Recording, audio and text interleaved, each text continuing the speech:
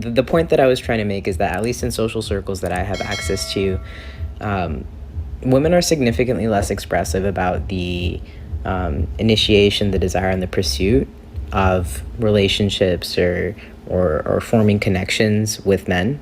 And that's fine. It's understandable. Maybe someday I'll be in a space where that's not the case and I will start dating again, but for now, I'm not even vaguely interested in it.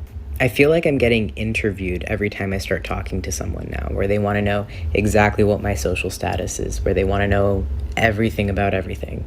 Usually in a really superficial way, and it might just be the age that I'm at, but until then, it feels dehumanizing. I'm out. What's going on, you guys, and welcome back to A Different Perspective. If you haven't already, make sure you hit that subscribe button for your boy. So the other day, I came across this video, an interesting video on TikTok of a woman who transitioned into a man, telling her experience with dating women and trying to get to date women, and understanding how much more difficult it is as a man than it is as a woman. It's gonna be interesting. Y'all ready? I'm ready.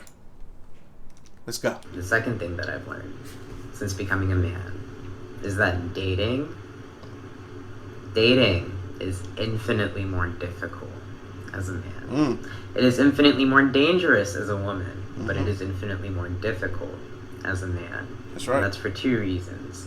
The first is that no one wants you, and that's a problem when women date who they want and men date who they can. That's entirely true, by the way. No one wants you, no one pursues you, no one, it's bleak and desolate out here. And the second reason is that even if someone does want you, even if, you have prospects and opportunities, you're responsible for every step along the way, the planning, the interactions, even in spaces where gender roles aren't conventional and it's not a heteronormative space. Facts. No one wants you is the case for a majority of men. And a lot of women don't realize that. Y'all don't understand. I had to fight teeth and nails with a lot of females trying to get them to understand that, because they don't believe it to be true. Because in their experience, with as many guys as they let go through them, in their experience, all guys are dogs, all guys are the same, all guys get a bunch of females, and all guys cheat. In their experience, I had to fight to instill it in their head. I'm like, that is not the case. Majority of these guys aren't getting much play, if any play at all. That's the fact. That's the reality. But because in your circle, the guys that you hang around are players, you are blind to the reality that is the truth. And then that part where he said about, even if you do have prospects, or if you are capable of obtaining women, that you have to do all the courtship. You have to hit them up. You got to plan the date, and you got to be consistent. You got to do that all the time, almost as if you're trying to get that woman to like you or show her why you're a good option for her. It's a lot of work. I remember, man, there's been times, and y'all seen right here on the channel where I told you, I'm talking to 3, 4, 5 girls at a time. That doesn't ever last long. That never lasts long for me. I can't sustain that for more than about 2 weeks. It'll go from 5 to 0 real quick, because when you're doing that, it's exhausting to try to keep up with all of them.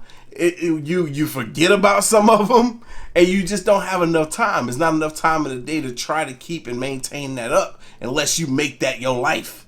And then you look at the comments underneath this video, and you'll be surprised. There's so many women saying that they've never met a guy in their life that has put in the effort to try to go out on dates with them like that. Heck, look at this next video real quick.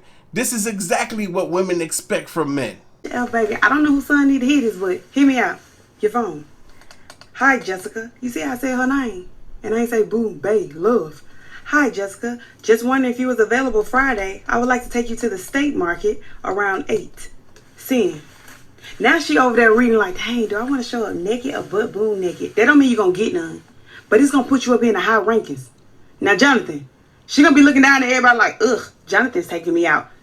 You up here. You in lead, Jonathan. All you got to do is just be consistent. See that? Straight arrow. Consistency. It counts. It matters. You can't be dropping down and coming back up, doing something stupid, doing something dumb. Just stay like this. You want to submit, right? You want her to submit to you. You want her to be all about you. treat you like a king. God digital. Just She gives me Nicki Minaj vibes, bro. She cute and feminine and masculine at the same time. She just throw both of them in there. be consistent. Man, why I need to do all that? Cause you want some pussy. What? She goofy.